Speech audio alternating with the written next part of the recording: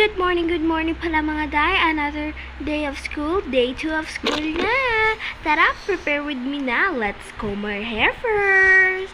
So, habang susuklay pala ako dyan, iniisip ko na yung baon ko. Hay! Joke lang. Tara, for the suklay muna tayo. Yan, nag-ayos na ako ng hair para pagbaba, kakain na. Yes po.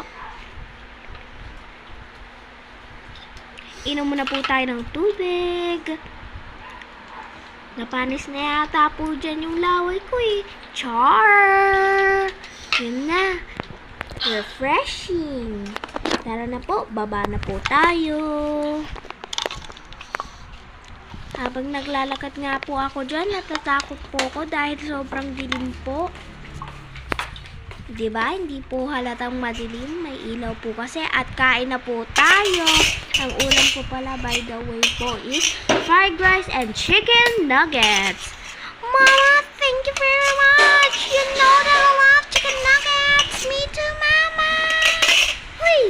Si OA. Yan na nga, guys. Kakain na ang beshi nyo. Kain po tayo.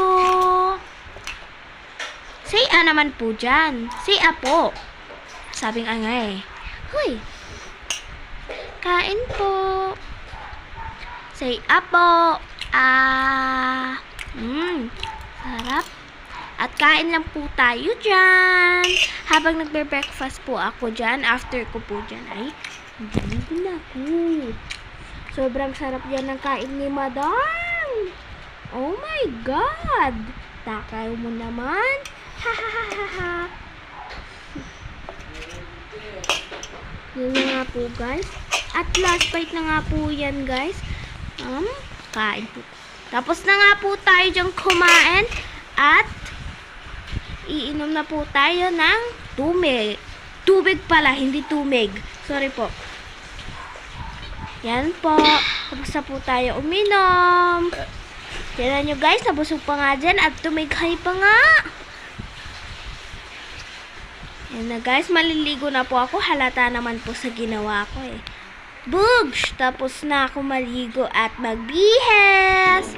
For the go, nagpapatuyo na nga po ako dyan ng buhok sa part na yan. At tapos na nga po ako mag-shoes, mga kaday. At tapos na nga dyan ako mag-uniform. At yun na nga, inaayusan na ako ni mami ng hairstyle. Eh, padila-dila pa dyan, no? Yan na nga po ang hairstyle natin for today.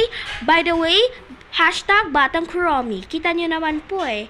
Yan na nga po, sasayaw na nga po ako. Check na lang po sa account ni mami. Ito po yung behind the scenes. Yan po, gigil na gigil po ako dyan. Check na lang po sa account ni mami. Jana Tamayo po. Thank you po!